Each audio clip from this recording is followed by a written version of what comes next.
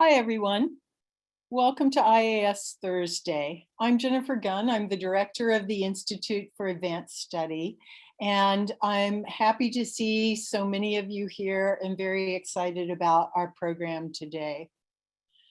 I'd like to start by remembering that all of us, spread out as we may be, are residing on the traditional, ancestral, and contemporary lands of indigenous peoples. The University of Minnesota Twin Cities campus resides on Dakota land ceded in the treaties of 1837 and 1851. The Institute for Advanced Study acknowledges that this place has a complex and layered history. And this land acknowledgement is one of the ways in which we work to educate the campus and community about this land, our relationships with it, and with each other. The IAS is committed to ongoing efforts to recognize, support, and advocate for American Indian nations and peoples. Well, as I mentioned, we're very excited to have Diane Wilson and Christine Baeumler with us today. But before I introduce them, I, of course, have the couple of obligatory announcements and Zoom instructions. So next week, the IAS Thursday, next week, there is no IAS Thursday. The university is on spring break. But we hope that you will come back on Thursday, April 15th at 3:30 p.m. for the final Spotlight Series event of the year on politics and higher education. So you can see on the slide in front of you that there is a Zoom registration link for that event. Please remember that all IAS programming, grant, and fellowship opportunities can be found on the IAS website. You can also register there to receive our weekly newsletter and notices of our activities. So we hope you will enjoy today and come back. We also have a great opportunity to read The Seed Keeper, the book that Diane will be talking about today. It's been receiving rave reviews, and you're all invited to read the book and join in a discussion later this month. The reading group for The Seed Keeper will be on Thursday, April 29th at 3:30 p.m. And again, you can see a registration link on the slide, and we'll enter it later in the chat. Okay, Zoom instructions. This is a Zoom webinar. You won't be able to unmute your audio and video to ask your questions directly. However, at any point in the presentation, you can enter a question into the Q&A box, those little double cartoon balloons down at the bottom of your screen. And at the end of the presentation, Chris Baeumler will read as many as possible of these to Diane. We really value your participation and know that you also have things to contribute. So please feel free to do so in the chat if you want to answer a question or respond in some way. So questions in the Q&A box, additional comments or answers in the chat box. Okay. Oh, and also if anybody would like to look at subtitles for this event, you can click on the live transcript box on the bottom right of the panel at the bottom and click on show subtitles. We apologize. Zoom was having a system-wide issue with the subtitles last week, so I'm not promising this will work, but I hope it will if you would like subtitles. All right. I'm very happy to introduce our moderator today, Christine Baeumler. Chris is a professor of interdisciplinary art and social practice and chair of the art department at the University of Minnesota. She's known to many of you, I imagine, as one of the founders of the Backyard Phenology Project, and she's a member of the leadership team for the Mellon Environmental Stewardship Place and Community Initiative here at the Institute for Advanced Study. As an environmental artist, Chris and Diane have been in ongoing conversations about place-based art practices and education. And our other presenter today is Diane Wilson. Diane Wilson is a Dakota writer whose debut novel, The Seed Keeper, was recently published by Milkweed Editions in March 2021. Her memoir, Spirit Car, Journey to a Dakota Past, won a 2006 Minnesota Book Award and was selected for the 2012 One Minneapolis, One Read program. Her nonfiction book, Beloved Child, A Dakota Way of Life, was awarded the 2012 Barbara Sudler Award from History Colorado. Diane's work has been featured in many publications, including the anthology, A Good Time for the Truth. Her awards include the Minnesota State Arts Board, a 2013 Bush Foundation Fellowship, a 2018 AARP Pollen 50 over 50 Leadership Award, and award from the Jerome Foundation. Diane is currently the executive director for the Native American Food Sovereignty Alliance. She's a descendant of the Mdewakanton Oyate and enrolled on the Rosebud Reservation. Welcome, Diane. We're very happy to have you today. Thank you, Jennifer. It's very good to be here. Hamataki api, ampetukinde iushki anwachian kapia. Mdewakanton oyate hamatahanya. Diane Wilson namaki yapia.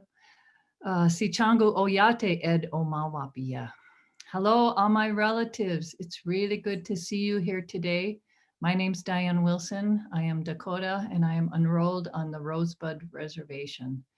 And I really want to thank Christine Baeumler and Jennifer Gunn and the Institute for Advanced Study for the invitation to speak here today. I'm actually an alumni of the university, so it's a great honor to come back as a speaker. I just wish we could all be together on campus. Maybe next time. So today I'm going to talk briefly before Christine and I get into conversation, but I'm going to talk about the book. I'm going to share a video poem that opens the book, and I'll also read a short excerpt. But I want to start today just by talking about seeds and stories, which in my life as a writer and a gardener are two of my greatest passions. So I don't know if any of you heard, but a couple weeks ago, or came to it, we were part of an event in early March called Seed Week. And it was 5 days of online events to celebrate the cultural importance of our indigenous seeds. And the amazing part was that we did this through stories and art and music and gardening and food. And when we first started planning, we knew that we wanted to start the week with traditional stories about our seeds, because these old stories have been handed down for many generations, and they can only be told in the winter. But these stories are vital to Native communities because they remind us of our oral tradition, they preserve our history, and they reinforce the values that define us. They are, even though they're very metaphorical, they are also lessons in how we need to behave today. So we invited traditional storytellers to share Ojibwe, Dakota, and Lakota stories about the way that corn was given to each tribe. So while each story was unique, they all shared a common theme. At a time when the people were struggling, when families were starving, their prayers were answered with a sacred gift of corn from a spirit being. And each story conveyed reverence for spirit. It called for discipline and commitment in the way that we care for corn, and offered gratitude for the gift. So by opening Seed Week with these traditional stories, our hope was that people would remember the ancient teachings about our relationship with seeds, whose gift of food helped indigenous people survive. To me, these seeds hold the memory of a relationship with the earth and with plants and animals that dates back to our earliest ancestors. And on the second night of Seed Week, we presented contemporary storytellers who share stories of the more recent past, which is a way to process our history and our experience. So on that night, I introduced my new novel, The Seed Keeper, with a video that features the opening poem from the book. And in the poem, the seeds themselves speak and remind us of our ancient agreement to take care of them in exchange for food. So today we would like to share this video with you, which is about 4 minutes long.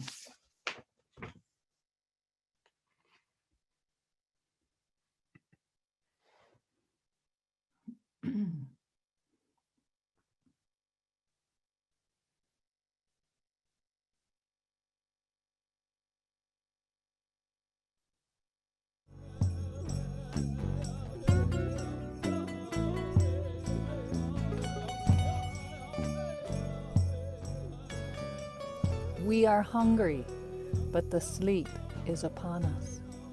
We are thirsty, but the mother has instructed us not to wake too early. We are restless, chafing against this thin membrane, pushing back against the dark that bids us to lie still, suspended in a near death that is not dying. We hold time in this space. We hold a thread to infinity that reaches to the stars. The mother gave us patience, stronger than our hunger, stronger than our thirst. We dwell in the realm of dreams and spirit. When the sun draws near, we awake and embrace the warmth, fed by the soil and nourished by the rain. When the cold returns, we withdraw once more to rest and to dream. We remember when all of the world had its own song. To know the song was to speak to all beings in their own language. The land told stories of far away places, of mountains and cliffs and verdant valleys. The mighty river sang its slow course along the ridges once carved by a glacier. Long ago, when the frost was still dug deep into the earth, the humans came. They sang us awake and offered gifts of prayer. They came as humble relatives with a pitiful need to see their children survive. An agreement was made. We surrendered our wildness to live in partnership with the humans. Because we cared for each other, the people and the seeds survived. For many generations, this agreement was kept. Our hunger was fed. Our thirst was quenched. Our restlessness was fulfilled each time we breached the earth's crust to reach toward the sun, toward the stars. Then came a long silence, a drought of memory, a time of endless darkness. They came no more, calling us with song and prayer. Still we waited, just as the mother had instructed. The earth kept spinning through her seasons, but the humans did not return. Now, our time is almost gone. The pulse of life flickers, dims as the heartbeat slows. We cannot wait much longer.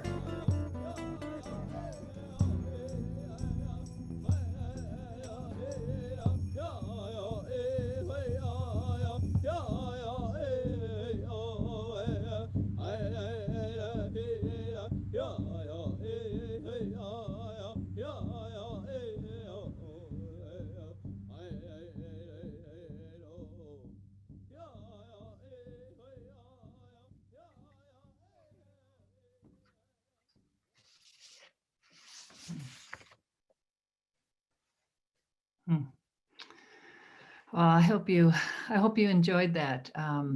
It was just such a beautiful creation by Missy Whiteman and actually my brother's music. So The Seed Keeper, the book, was inspired by a true story that I first heard back in 2002 when I was participating on the Dakota Commemorative March, which I hope is a piece of history that many of you know. So the march in 1862 was to honor, well, the march in 2002 was to honor the 1,700 Dakota women, children, and elders who were forcibly removed from Minnesota after the 1862 Dakota War. And because they had no idea where they were being sent or how they would feed their families, they sowed their seeds into the hems of their skirts and they hid them in their pockets. So even when families were starving and when their children were hungry, those women protected their seeds for the coming generation and for the next season, no matter where it was they were being sent. And so it's thanks to their courage and to their sacrifices that we have this Dakota corn to grow today. And in fact, I grow it in my own garden, which is a reminder each season of the courage of those women. And just to reflect back on the traditional stories I was talking about before, that's why they're so important, because in those metaphors of this, in the story, they tell us how to behave, just as the actions of these Dakota women, even when their lives and their families were being threatened, they protected these seeds because survival depends on it. And that's the relationship that we want to remember. So while I was working on this book, I was also working for Dream a Wild Health, which is a Native organization that grows and protects a collection of rare indigenous seeds. And it was such a blessing to work there. I got to work with elders like Ernie Whiteman, and it was actually his daughter who created the video. But Ernie Whiteman was just a gifted teacher and elder who taught us that these seeds are our ancestors, they're our relatives, that they are sacred beings. We learned how to pray when we garden, and that our food is medicine. I learned from the seeds themselves just how fragile and how resilient they are. And I learned what to me is the most important lesson of all, that we have to be sure that this knowledge is being passed to the next generation. So in many ways, writing this book for me was a way to give back the gift that I've been given over the past 10 years and to give it back to my community as a way of carrying this work forward. So the story of the Seed Keeper is told through the voices of 4 Dakota women across several generations between 1862 and 2002. And the story begins as the main character, Rosalie Ironwing, is about to leave the farm where she's lived for 22 years to return to her childhood home on a Dakota reservation. After her father died when she was 12, she grew up in foster care, believing that she had no family, and she had no connection at all to seeds when she was this age. When she grows up and she marries a white farmer and learns to garden, she begins the journey that will ultimately reconnect her with her family, their legacy of seeds, and her community. So throughout the book, the story moves around in time, and it alternates between the voices of the main character, Rosalie Ironwing, her best friend, Gabby Makepeace, her great aunt, Darlene Killsdeer, and Marie Blackbird, Rosalie's great-great-grandmother, who was 14 during the 1862 Dakota War. And as we're following the lives of these women, we're also following the story of the seeds until one day they disappear. So I'm going to read you a short excerpt from the book, which is set in 1998. It's during a conversation between Rosalie and her teenage son, Tommy. And in 1998, this is 2 years after GMO seeds were publicly released, and farmers are struggling with the decision of whether or not to use them on their own farms. So this is Rosalie speaking. A few months before the first shipment of seeds was due to be delivered, I knocked on the door of Tommy's room. He was a young man now and kept it closed all the time. His deep voice cracked as he called out for me to enter. Inside, clothes were strewn in untidy heaps. A math book was open on his desk, and he sat playing his favorite video game. He looked at me with curiosity. So seldom did I come to his room except to put away laundry. What's up? Tommy, your father listens to you. If you tell him not to use these seeds, he'll pay attention. Why would I do that? I told him my fears. Then I added an argument that I hoped would spark a memory of what he had learned as a boy. It's not right what they've done to these plants. It's not right to take life apart like that just because it will make money. You remember when you were younger, and we talked about how the corn feeds the little voles who become food for the hawks, how the sandhill cranes eat the leftover seeds when they stop here to rest during their fall migration. Even the crows rely on field corn to survive. What happens to the birds when they eat these seeds? What happens to us? Nothing, Mom. Nothing is going to happen to the birds or to you and me and Dad, except that for once, we'll make some good money. Even you can't argue with that. After that conversation, I barely listened when Tommy and John talked about the farm.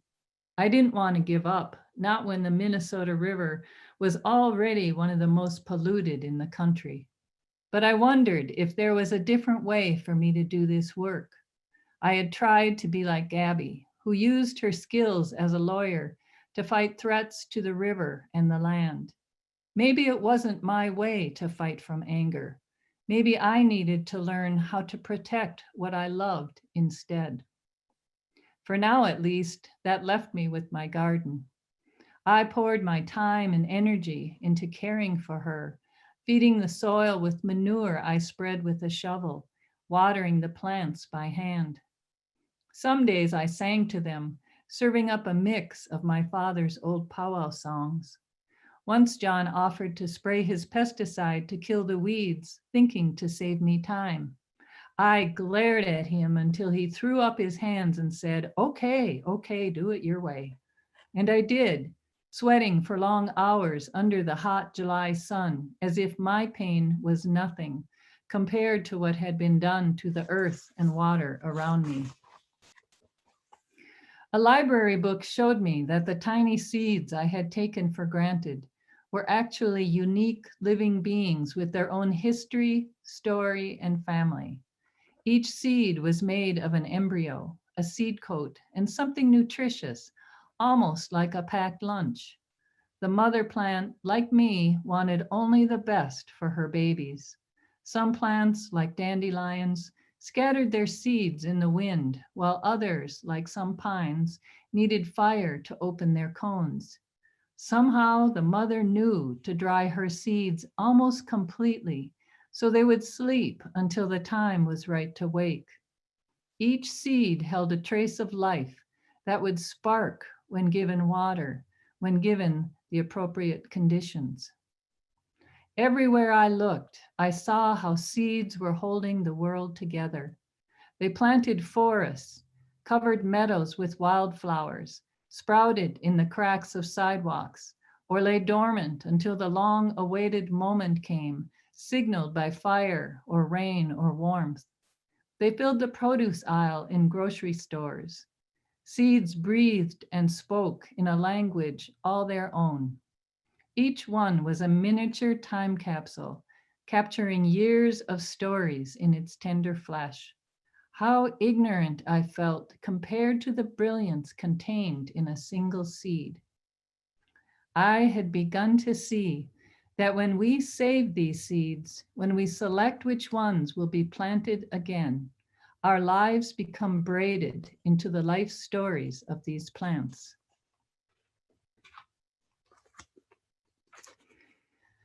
So that's just a little sample of one of the stories from the main character, Rosalie Ironwing.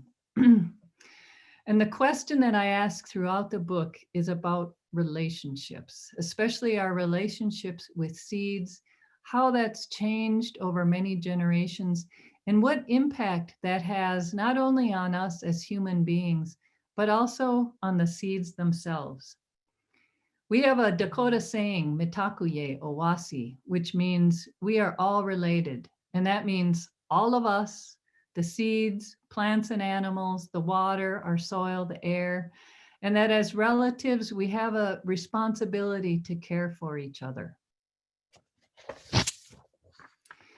So while I was writing this book, one of the most important lessons that I learned came from Standing Rock when I spent a weekend up there delivering food from Dream of Wild Health. And what really struck me about the work that they were doing was the distinction they made between, they were not protesting what was happening with the pipeline. What they were doing was protecting the water, which is our first medicine. And so that is the lesson that I've tried to remember, that when we protect the water and our seeds, then we're honoring the sacrifices of our ancestors, and we're protecting these beautiful relatives for the next generation. And with that, I am going to invite Christine to join me, and we're going to launch into one of our many-sided conversations that we love to have around these topics. Thank you, Diane, for what you've shared already. It is an honor and a sheer delight to have a conversation with you. And I just want to welcome all of those that have joined us in this virtual space today. At the end of our conversation, we're going to ask the audience a question to participate in the chat. And then we're going to open up the floor to questions for you, Diane. But I get to ask the first question today. And that question is, your first book, Spirit Car, Journey to a Dakota Past, was a memoir. And your second book, Beloved Child, A Dakota Way of Life, was also a work of nonfiction. I'm curious to hear you talk about your decision to write a work of fiction, a novel, The Seed Keeper. Could you talk a bit about that? And how did that open up a different set of possibilities for you? That's a good question. I have to say that I guess I never considered anything else. Once I learned about that story that I shared with you about the Dakota women who saved their seeds, it's like that was the story that just got under my skin. And I kept thinking about it, especially when I was working at Dream of Wild Health and planting these seeds myself and going through what, every gardener knows is a very perilous process of trying to raise your crop.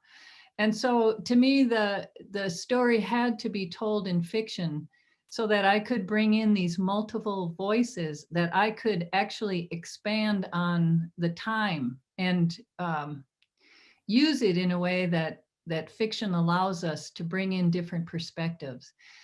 So it was also an opportunity to work with language in a way that for me was very freeing. There are different rules in nonfiction.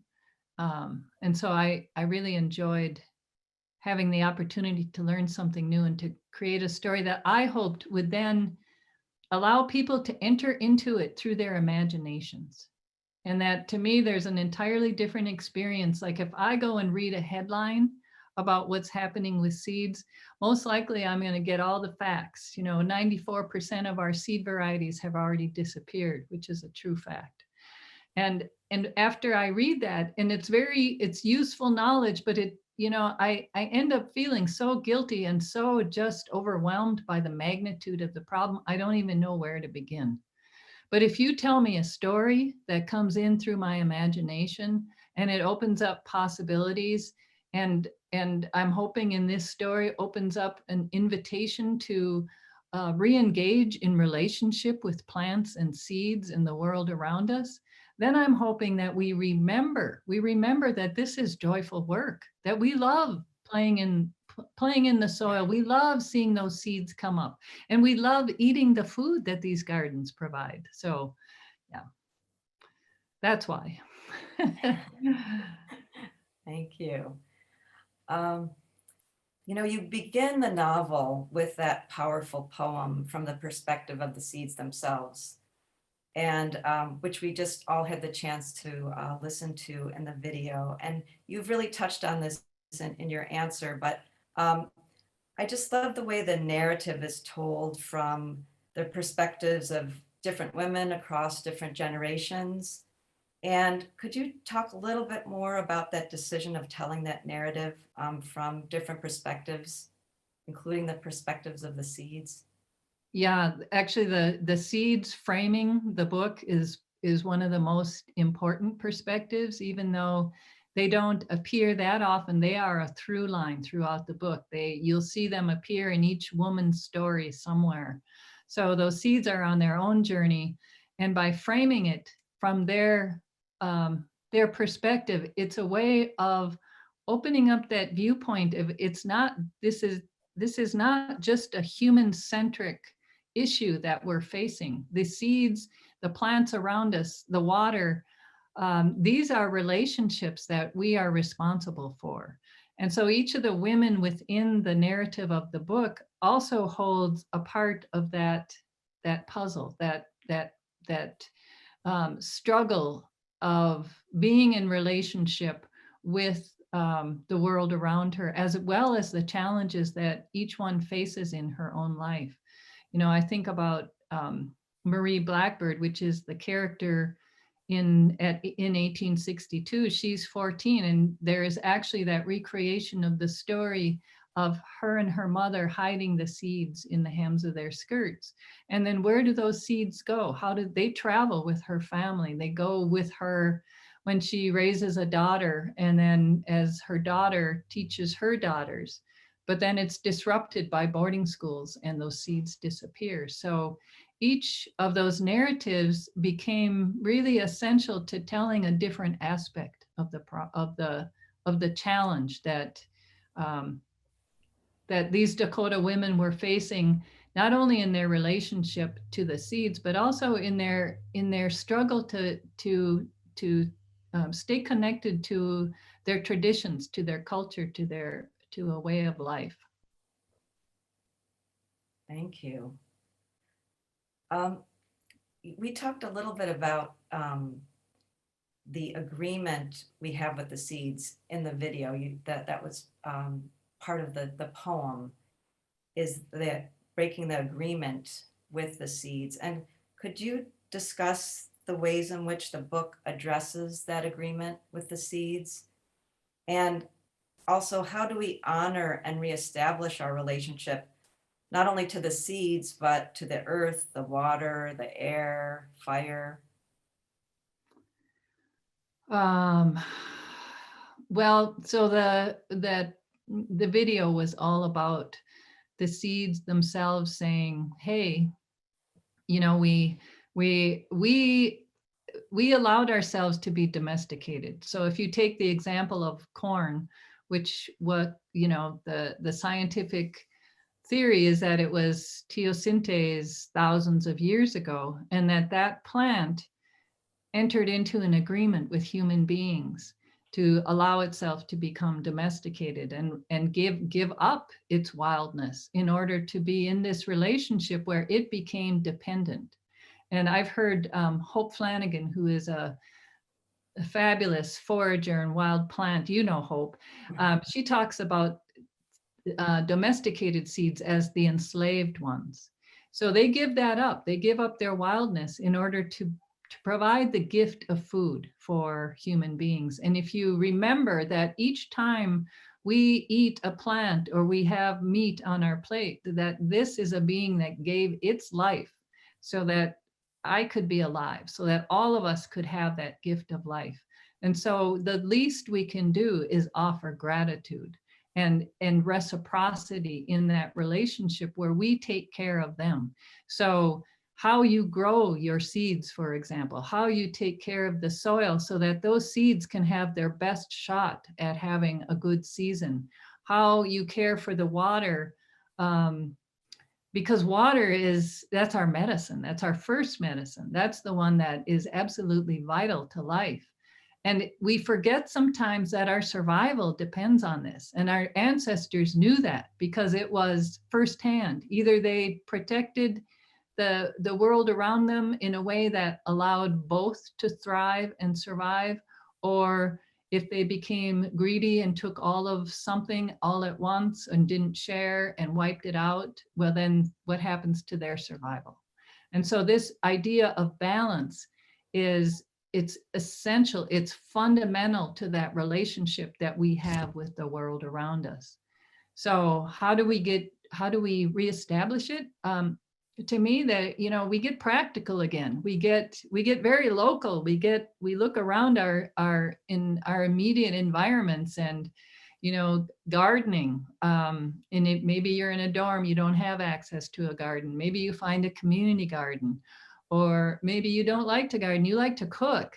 So then you could work with your gardening friends to grow plants. You can go to the farmer's market. And if you don't have access to any of those, you can still feel grateful to a seed. You can express that gratitude when every time you walk outside and you see everything that's growing around you. And I know because many of you are in a university setting, you know, you can look around and say, well, what are the decisions and choices being made about this environment? And how can I have an impact on those choices at the time that I'm here? And, you know, make your voices heard that way. Thank you.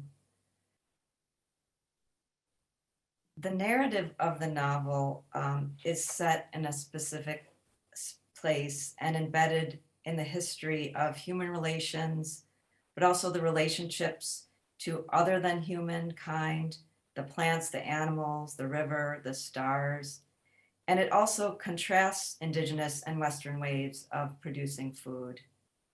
And we've talked quite a bit, you and I, about how we consider listening to place, learning from place, with place, from place. Could you talk a little bit about how the novel approaches this notion of listening and learning from place? So I spent some time up north with friends and learning from elders who were teaching about plants. And one of the practices that they suggest, if you're really serious about engaging in this kind of relationship and you want to deepen your knowledge, that you start with a single plant. And, you know, you look around and what's the plant that seems to be calling to you? And then you spend maybe a year with that plant and you observe it every day. You could take notes of that plant. You're watching, what does it need? What does it offer? You're learning to listen to a language that's not verbal, that is interspecies. And so that to me was the kind of listening that we so often don't take time to do anymore. That, you know, we're on Zoom all the time. We're rushing around, or we're, you know, it's just, there's so many other distractions besides sitting with a plant. And that was a practice that I wanted to just infuse the sense of that in the book, that Rosalie, even though her family had come to the far edge of assimilation because of boarding schools and the foster family that she grew up with, that even then she still had this relationship with plants that her father had taught her. And that too was part of what would help carry her through, just as when she re-engaged, when she began to learn to garden and actually began a relationship with seeds, that was part of what helped bring her home. And so I want to turn this one back to you, Christine, because one of the things that I've really enjoyed was talking to you about a practice that you do with your students that I'm so impressed by. Well, and I have to say that my co-teacher, Professor Rebecca Montgomery, encouraged us in our climate change class to do a practice of what she calls sit spots. And we're doing it right now in the climate change class that I'm teaching with Professor Mike Dockery and Chris Bell. And the idea behind that is for the students to choose a place that they will visit very regularly. And we assign this in the middle of January. So, you know, it can be like minus 22 degrees. So it's a little bit hard to ask students to go and sit outside, but they actually do.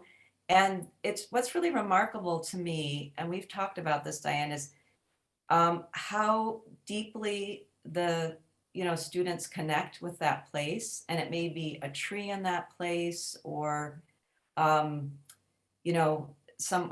listening to the birds, and then they start to interact and have a dialogue with place. So at first it's a listening process, but then it's a conversation.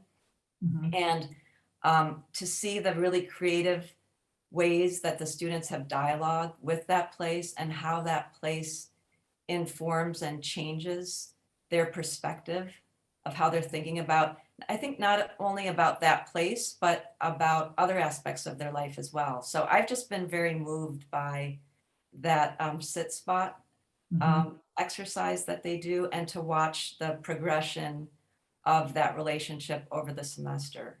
Mm-hmm. It's been really a pleasure to see that happen. Well, that makes me think of the the programs that they offer at Dream of Wild Health for Native youth, and to watch the transformation in youth who would come up from the cities every day, and some of them didn't have, some of them would go home to reservations and we're learning from their elders in their community, but some of the kids who came up from the cities didn't have the contact that would help them understand, or they didn't know anything about gardening or cooking. And so what I got to see was that transformation in teenagers who came up, and what it meant to them to learn to garden, to learn to cook, to learn how important food has always been to our cultures. And that even now, the way our food is grown and the way that it is prepared and the way that we eat it says a lot about this broad dominant culture that we live in, and the ways in which so much of our food work, so much of the food that is provided to us is done from a profit motive rather than from a relationship. So it's a worldview that looks at food and plants and animals as commodities. And that I think one of the most important things that I've learned is that the worldview, the framework that you bring to looking at these questions is going to really influence the decisions and choices you make around food and your relationships with plants and seeds and water, everything. Cultural framework. And I think and one of the reasons I was so excited to come to talk to this group today is that opportunity for students to think about the fact that you have the potential for resetting that cultural framework. You can bring a different framework to these questions and to the decisions that get made. And that's going to have a huge environmental impact over time. And I just want to share a little anecdote of something that I remember when you and Ernie Whiteman came to the Native American Medicine Garden. I think maybe it was 2 years ago, and you were sharing your thoughts in a talking circle that was happening there. And at one point, Ernie stopped and said, "Hey, the plants are listening to us." And that was just such a like an amazing moment of, you know, we're trying to listen to the, you know, the earth, but he had this moment where he kind of like shifted it around. And I think it changed our relationship to that place too, that there was this kind of reciprocity that Yeah. you mentioned earlier, that I think, you know, we're often cut off from. And it's something that I know Robin Wall Kimmerer talks about quite a bit, that notion of reciprocity. I wonder if you could talk just a little bit more about that, the notion of reciprocity. Yeah, I think reciprocity is it's critical to understand that it's not just us taking what we want from the earth and then we're done. That as long as we can pay for it, then we're good to go. But we are actually in a reciprocal relationship. You receive a gift and then you are responsible for that gift. So by accepting the gift of food from seeds, we are responsible for that gift. And that's what those traditional stories are reminding us of. And that's what the women who protected their seeds during the 1862 were trying to, I mean, their actions told us everything we needed to know about what we are supposed to be doing right now in this generation on our watch in terms of a relationship with these seeds. So if I'm and it's an ongoing challenge, you know, we're all learning how to do this again. But if I try to be in a relationship based on reciprocity with seeds and in my small garden, then I really have to pay attention to how I'm treating that soil. And I have to pay attention every day how I'm maintaining and taking care of those seeds throughout the season, and then to harvest them and to dry them properly and to put them away so they don't mold. There's like you bring your focus and attention to that process. But then the gift, the reward back to me is I have these beautiful seeds then for next season. I have seeds that I can give to my daughter and to my grandkids. I can share them with my community. I can make a big pot of soup and invite over all my friends, and we can have a meal together that is nourishing. We also collaborated by saying we, Dream of Wild Health, when I was there, we collaborated with a professor, Craig Hassel from the university, who just did such beautiful work around with us on the seeds. And one of the things we looked at was their nutritional value, and discovered that when compared to conventional seeds, those indigenous seeds have so much more nutritional value because it hasn't been traded off in various hybridized decisions. It hasn't been, traded off for a shorter growing season or a resistance to certain pests. And instead, you've got corn that has high protein in it, as opposed to corn that has been bred for its sweetness so that it's, like a donut. So that value of reciprocity it's an important lesson for us as human beings to engage in the world in that way. Thank you. I think I'm going to ask one more question, and then we'll ask the audience to share some of their thoughts. You and I have talked about the relationship of like Western-based science to indigenous science and indigenous ways of knowing. And I just wonder if you could talk a little bit about reframing that scientific perspective in terms of considering relationships. Oh, yeah. I think that, well, I have a favorite quote from Robin Wall Kimmerer. And I'm just going to read that. The practice of doing real science brings the questioner into an unparalleled intimacy with nature, fraught with wonder and creativity as we try to comprehend the mysteries of the more than human world. And to me, she's saying, if we're going to really do science, then we are in relationship, close relationship with everything around us, whatever you're studying. So to me, that is fundamental and essential to any scientific practice. That's great. Thank you so much. I hope my climate change science students are on this call, because I hope it's recorded, so they'll get a chance to hear it as well. Diane, I'm wondering, would you mind just reading that one final excerpt from the book, and then we'll ask a question of the audience? Sure. Christine asked if I would read the seeds open and they close the book.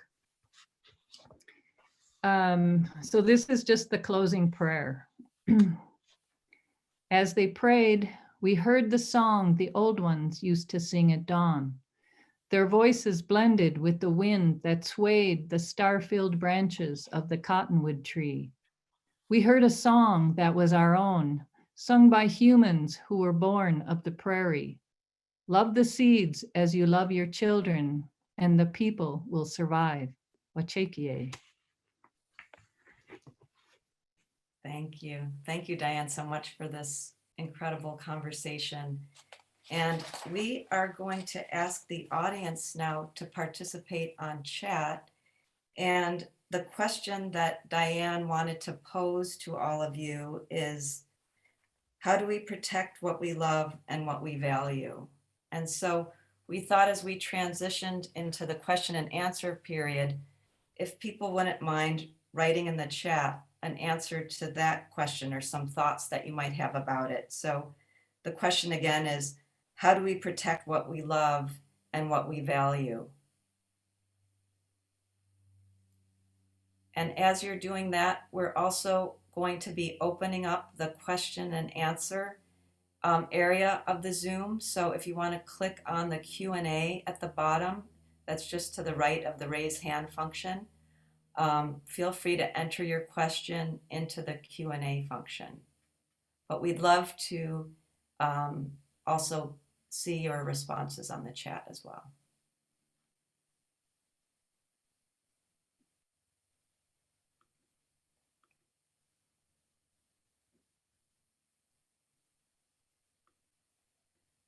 So I will now look to see if we have any questions. And thank you, Diane. I'm so glad you read that final piece that ends the book. It's such a beautiful, beautiful prayer and poem.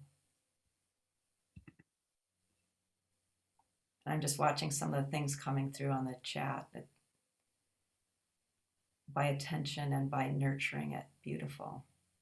I'll look forward to reading these all, and perhaps that's something that we can save and share through the IAS. Well, we can maybe gather some of these thoughts so that other people can see them as well.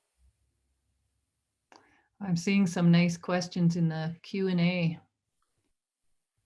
Right. Is there one you want to start with? Someone asked if Seed Week was recorded and is it available for view? I believe so. Everything except the traditional storytelling, which just, because of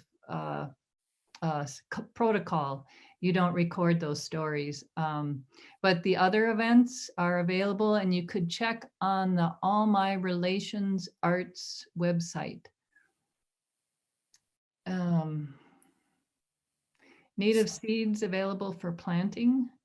If I would check with, native seeds are essentially heirloom seeds that have been grown out by native families.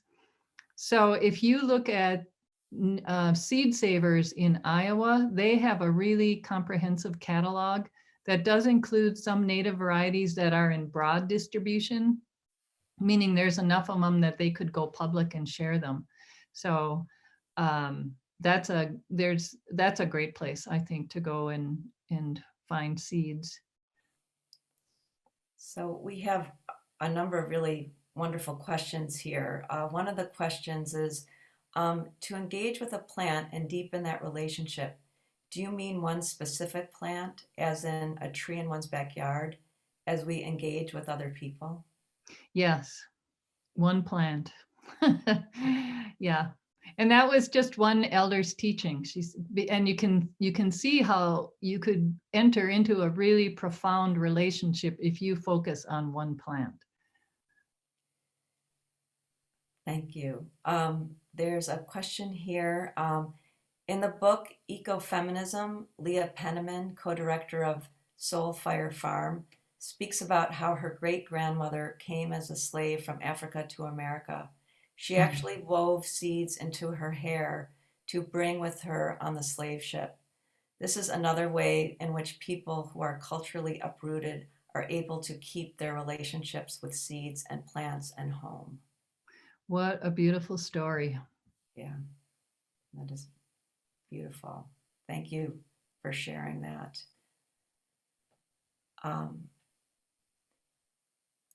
This is a question, you talked a little bit about how Rosalie had to reconnect with her culture and traditions. Is that a personal experience that you have had that influences your work? Yes, I wrote a whole memoir about it. My family had 3 generations that went through boarding school, including my mother and my aunts. And so, so I do have a lot of personal experience with understanding assimilation. It's a big motivation for me to do this work. And maybe a related question to that, do women in Dakota culture have a special role in the stewardship, taking care of water as well as seeds? You know, that one I'm not sure I can answer. You know, women had traditional roles around caring for family, caring for home, caring for their gardens. And to me, the water would have been part, I mean, it would have been just part of it, just part of everyday living. And you would protect that the same way that you would protect everything else. But I don't have specific Dakota knowledge to speak to that one. This questioner asks, historically, the federal government assigned farmers, in quotes, to try to dictate one way of growing food. Was the intent and impact cultural erasure as in the boarding school policy, or did the seeds triumph? There was huge pressure to break Native people away from a worldview that didn't embrace owning land. It didn't see, it was such a different relationship with the seeds and the land, and then to transition and work that women were doing. So here's these women who have thousands of years of agricultural experience handed to them or handed down to them. And then the government wants to convert Native families to be so that the men do farming according to this land ownership model. And you can see where that was a horrific transition that would have violated the Dakota values and way of life. And so it's not only an effort to assimilate and erase culture, but it's also that intent to control what's happening on the land and to impose that land ownership system that is what we live by today. There's so many good questions here. Do you distinguish among different kinds of seeds? Seeds that produce food are clearly important. What about the flower seeds? Well, flowers are food for pollinators. So, you know, they're all food plants. I can't think of any plant that doesn't have some use. And again, to quote Hope Flanagan, who is just an incredible plant teacher. She said that every plant falls in one of three categories. They are food, medicine, or utility. So every plant has a use, and so do their seeds. That's a great answer. Here's another question. Do you think that, sorry, they're jumping a little bit. Do you think that people could learn the Dakota or Ojibwe names of these plants in order to better understand them, to know them by their ancient names without appropriating Dakota or Ojibwe culture? I don't know if the name itself deepens the knowledge. That gets into language preservation questions, in which, right now, like Dakota language is so endangered that that it's helpful to have more knowledge, more people who are knowledgeable. But I think that the relationship with the plants, where you're growing them and harvesting them and cooking with them and then preserving them, that to me is where you really are going to understand the plants. Hands-on. Hands-on learning. Uh-huh. At Dream of Wild Health, did you spend time with the young people learning the names? Was that part of the education?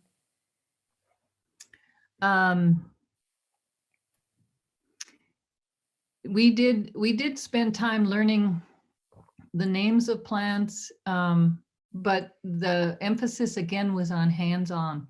Mm-hmm. Get your hands dirty, plant those seeds, see what happens. Keep the raccoons out. Watch for deer. Be sure to water when it's a drought. Mm-hmm. These are the nitty-gritty parts of relationship that test you. Mm-hmm. Well, maybe this gets to some of this too. This person says, I have a water garden, a small pond, very small, only 25 square feet of surface area in my yard, and I find cleaning it out in the spring is something I tend to put up with but not enjoy. Your reminder that we're in a reciprocal relationship will change my attitude while I am cleaning up the pond and prepping for the spring. I'm providing a healthy environment for my water lilies, bog beans, milkweed, and cattails, so they can provide water, shelter, and beauty for the insects, bees, and birds. We're all getting beauty out of it. Thank you. Oh, that's just beautiful. Another question is, how do we know when we have begun to be successful in protecting what we value in the land? When your plants thrive. That's a good answer. I understand the value that native plants hold, not only the land, but the wildlife that travels through the area. Do you believe that the presence of specifically native plants in an area is tied to the relationship we have to the earth there? Well, I'll tell you a very brief story. So Ernie Whiteman, who I've mentioned a few times today, who was such a significant teacher in my own life, he was in charge of growing traditional tobacco at Dream of Wild Health. And traditional tobacco is not, so that's Nicotiana rustica, and it's not like commercial tobacco. So this is a plant that is native to this region. And what we saw when you plant native plants, when you restore them, you start to see other species return. You'll see the butterflies and different kinds of bees. We specifically saw a much higher number of native bees when we made sure that we were restoring native plants to the area. Mm-hmm. And it's all about the native bees and the birds and the butterflies and, bringing them back and supporting them. Yeah, I have to say, when we've done work with the Bruce Vento Nature Sanctuary or Sweet Hollow Park, and you started to remove some of the what we call invasive plants and planted, changing those ecosystems, you would see the birds returning and different species of insects. So, you can really see that kind of impact. Mhm. A question is, what does this work conversation fit in the new wave of organic, sustainable, regenerative agriculture? Mm. How do we ensure authentic, real reset and transformation? And I'm glad this question was asked because it's not new. What we're doing is remembering a very old organic gardening, permaculture, regenerative agriculture. These are very old practices that were first practiced by indigenous agriculturalists. And that's so what we see going on today, it's not new. This is returning to something very old. And I really like to see that attributed to those indigenous agriculturalists, because 3/5 of our food came from the farmers down in the Central America, throughout the Americas, who took the time to create the relationships with plants that developed all these different species. I have no idea how you develop a wild plant across thousands of years. And I mean, I can't comprehend it, but that's part of what I'd like to understand. So let's see this as re-engaging with something that is very old and that was disrupted by these other practices around farming. Do you see some ways of effective ways that these practices could be better acknowledged? So often I do hear that they talk about permaculture as though it's something new and there isn't a recognition. Do you see ways that we could really lift up and honor these practices that have been with us? Well, I really, maybe if there were, this brings up another issue, which is the stories. Who's telling the stories? Yeah. For Native people, so often stories were either silenced or they were told by non-Native historians or writers. And so it's that is my other, the other work that I do is try to uplift Native writers to tell Native stories. So if we're talking about our framework around agriculture, around gardening, then we can attribute those origins to the agriculturalists who really, where they originated. Right. Yeah. Thank you. That's a great answer. We have a question. Do the traditional seeds look different from conventional seeds? Probably. Yeah, I mean, every seed's different. Yeah. What do you think about all the current cutting edge science that validates the indigenous knowledge, acceptance of the World Wide Web, the research at the U that shows prairie plants tell each other when to grow and not to grow as much? Oh, I absolutely believe it. And I believe that, again, cutting edge science is just reaffirming what indigenous people have been saying for thousands of years. So I absolutely believe in the communication between species. I've watched it in my own yard between trees that struggled, seeing a plant share its resources with another tree when it was struggling with pests. And so again, this is a worldview that I think Western science is beginning to open up to.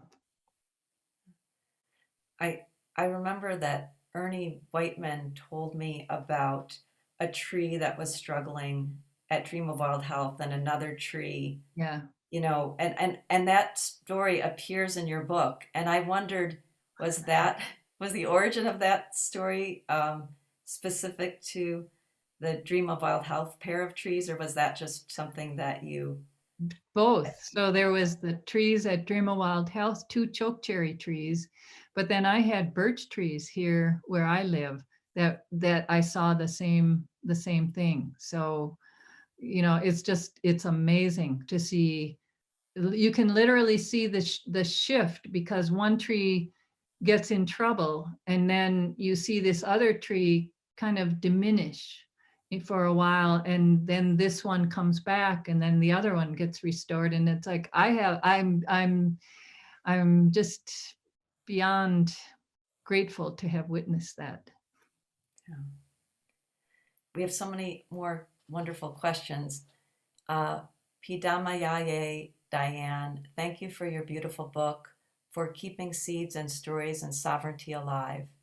Could you comment on invasive species? Would you recommend going out of one's way to remove or replace them? So yeah, invasive species, very enthusiastic plants. They're the survivors, the fighters, and they'll take over if you let them. And I think we have a responsibility to maintain balance. And because of the challenges of so often our land has been disturbed from what was its natural balance, that we do have to intervene and remove, especially invasive species tend to be, they're often buckthorn, you know, and my own personal teacher is prickly ash. And prickly ash and I have a very complex relationship, and it's a native plant. And I have a hard time feeling grateful to it. And so I write essays about it. But yeah, I advocate for balance and do it in a respectful way. Thank that plant, offer it, you know, your gratitude, but then make sure it doesn't take over for other plants. Great, thank you. Someone is asking, can you recommend a resource for gardening tips that I could use for planting my garden? Boy, you know, Christine, do you have one that pops into mind? Well, I'm not sure about gardening tips, but we have been talking a lot about Robin Wall Kimmerer's work. Yeah. And, you know, it's not about tips, but it's about a worldview, braiding sweetgrass. So I think that's a wonderful book, and not so much about tips, but about thinking about our relationship to plants. Yeah. Yeah, and you can talk to gardeners, talk to other gardeners, you know, who are doing it, who have a garden you admire, and find out what's their practice. Yeah, I think that Oh, and sense there's one in the chat too, a great site. Oh, great. I'm not watching the chat, so yeah. I'm just glancing occasionally. People who can recommend some of the books. Let's see. Would you say that in Dakota culture, the dignity of seeds also instills honor on the role of women who devoted and devote care to the seeds, since there is such a significant connection between women, the land, and the seeds gifts in a way that colonial agriculture perspectives did not and do not do? Well, I think it was overall a woman's responsibility was for taking care of your family and taking care of the food, and that, so it wasn't just seeds, but it was, you know, having all the skills that you needed, whether it was when, you know, if an animal was brought back for meat, then knowing how to butcher that animal, knowing how to tan the skin, knowing how to use every aspect of it, knowing how to preserve the foods and dry them, and then have enough on hand to get through the winter. So the seeds were part of that, but for the Dakota, there was a lot of reliance on hunting for meat, and then wild gathering for plants. So berries, nuts, lots of greens, everything that you could gather. And then the gardening was a smaller part of the diet, but became more important the more that they were confined to reservation life. So it was that overall responsibility for the food. I think that the better you were, the better your skills were, that was part of your pride, your ability to take care of your family. This is a question from my sister. I really enjoyed the music that was played during the introductory poem, which is actually composed by your brother, correct, Diane? Yeah. And she's wondering if interacting with seeds using music is helpful. You know, I bet they like being, well, so Buffalo Bird Woman, there's a book about Buffalo Bird Woman's garden, and she talks about singing to her corn and that the corn loved being sung to. And so I truly believe that they like being sung to, they like hearing your voice, they want that relationship with you. So I do. I think it's the human voice that is especially powerful.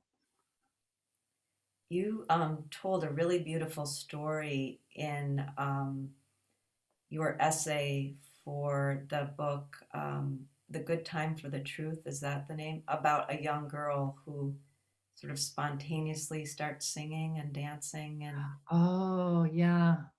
Yeah, that was blood memory. I was talking about that. The idea that, even though so much knowledge has been displaced, that it's not lost, that we don't characterize, there's so much wisdom that was disrupted by boarding schools.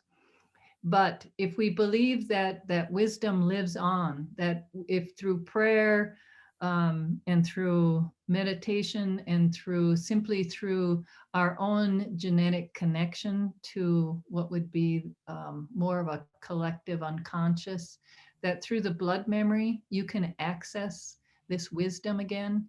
And so we saw that in a young girl who, when planting these seeds for the first time, and she was 8 years old, she just spontaneously began to dance. And she said, "This is how we dance the green corn dance." And we just, all of the adults were just, in tears. yeah, that was a beautiful story in your essay. A few more questions here. I know we're getting closer to the end. Do you have thoughts about treatments for pests that have infested trees, such as paper birch or elm trees that are being cut down, etc.?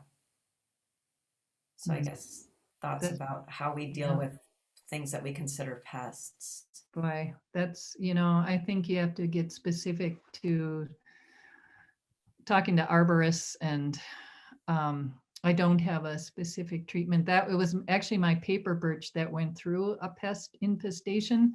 I didn't treat it, and those two trees worked it out. But I know that birch in general are very fragile, and that we're losing a lot of them. A good question. Yeah. Dr. Winona LaDuke mentioned in her TEDx Sitka talk that native Bear Island flint corn weathers frost, drought, and high winds, while Monsanto's varieties keel over. Do you see a future where the old guys, as Dr. LaDuke calls them, make a comeback, since native species are more nutritious and more resilient than engineered monoculture crops? Yeah. So that's the thing about native plants, native seeds. They've grown up in this environment, so they've adapted. So that's why they recommend as much as possible to use native plants, because not only are they more resilient and Minnesota is a pretty extreme climate, but they're also going to support other native species. So this gets back to providing environment for your pollinators, your bees, your birds, your insects. And then the same goes for the seeds. If they've been grown out in Minnesota climate for hundreds of years, then they've developed the tolerances that they need for our short season, that intense heat, and the kinds of pests that they're going to encounter. And the reason why you keep growing them out is because as the climate continues to change, those seeds need to change with them. So you grow them out so that they're adapting to whatever climate change is coming through. Because, you know, March was not even winter anymore this year. So and then the danger, of course, is that the success of these seeds, we have to be really careful that they don't get appropriated by companies like Monsanto and then taken over so that those specific genes are extracted and patented and no longer available. So it's one of the conversations that a lot of seed keeping groups have, is how do we protect these varieties so that they're not appropriated? Mhm. And that it does appear in the book. That's part of the discussion that happens, not to give anything away, but in your novel, some tension around that. Yeah. So just a couple more questions here. Someone wants to know, do the plants that come from these seeds look different? So we talked about do the seeds look different, but do the plants themselves that come from genetically modified seeds? You know, the seeds themselves they're unique to each variety. So like the Dakota corn I was writing about, it's 3 color. So it's like a rose, a cream, and kind of a lavender. And then, so every variety has its own color, its own height, its own growing season. It's, you know, it's a unique plant. That's why it's so good to develop a relationship with, you know, a few plants and then branch out from there. Although I don't follow that myself, I just like to garden. So, but I grow Dakota corn, and then that's the one that I've just been continuing to grow each year so that I can learn it, so that I can understand really about what it needs and who it is. Thank you. And I think there's one more question that may be part of another question, but it's from, let's see, how does this parallel relations to colonizing people who enthusiastically reproduce? That might have been related to an earlier question. Oh, I wonder if that's the invasive species. Yes. Yeah, I do believe that. The other part of that, yes. There is a metaphor to be made there. Yes. Buckthorn is a European variety. Yes. But, you know, prickly ash is native, so the metaphor isn't absolute. Yeah, right. It's balance, comes back to balance. Because actually, you and I think too, I mean, you know, with trade routes, a lot of plants were moving around between the Americas. So different communities were taking in different varieties and, you know, experimenting and learning new foods. And that's how we learn and adapt and find new varieties. So it's not a bad thing to have new plants introduced, but when the plants take over, when they disrupt the balance and they choke out the native species, then, you know, then we have an issue. Yes.